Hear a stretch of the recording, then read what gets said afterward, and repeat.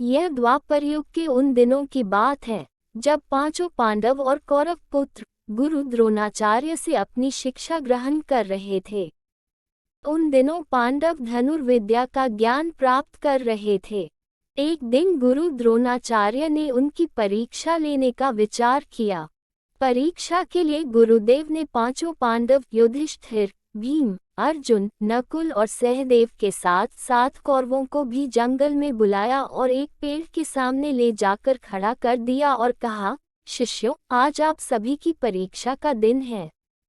आज इस बात की परीक्षा होगी कि मेरे द्वारा दी गई धनुर्विद्या से आप सभी ने कितना सीखा है।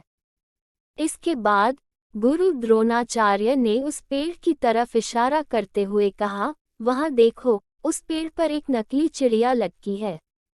मैं चाहता हूं कि आप सभी एक एक करके उस मछली की आंख पर निशाना लगाएं और तीर सीधा आंख के बीचों बीच उसकी पुतली पर जाकर लगना चाहिए। क्या आप सभी समझ गए?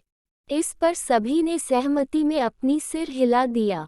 गुरु द्रोणाचार्य ने सबसे पहले युधिष्ठिर को आगे बुलाया और तीर कमान उसके हाथों में थमाते हुए उससे पूछा, वत्स, तुम्हें इस समय क्या क्या दिख रहा है?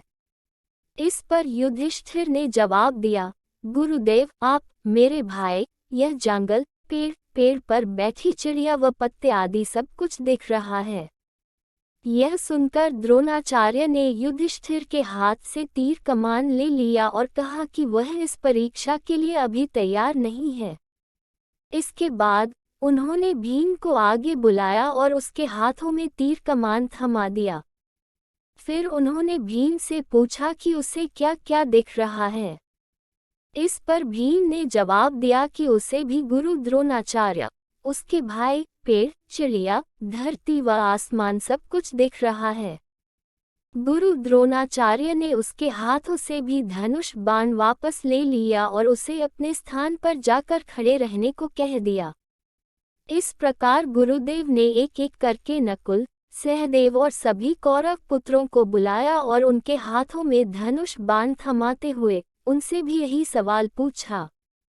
उन सभी का जवाब भी कुछ इस प्रकार ही आया कि उन्हें गुरुदेव, भाई, जंगल, उसके आसपास की चीजें व पेड़ आदि दिख रहे हैं।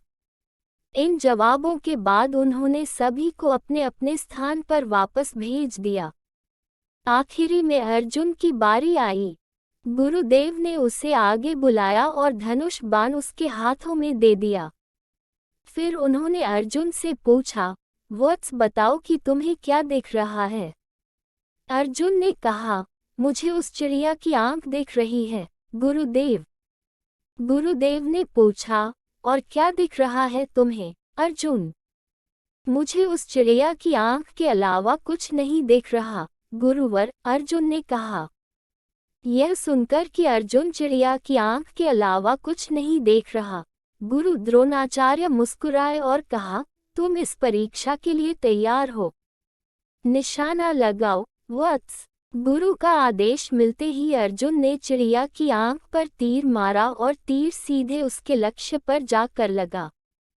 कहानी से सीख। बच्चों, अर्जुन और चिड़िया की आंख की इस कहानी से हमें यह सीख मिलती है कि सफलता प्राप्त करने के लिए हमारा ध्यान सिर्फ अपने लक्ष्य पर होना चाहिए।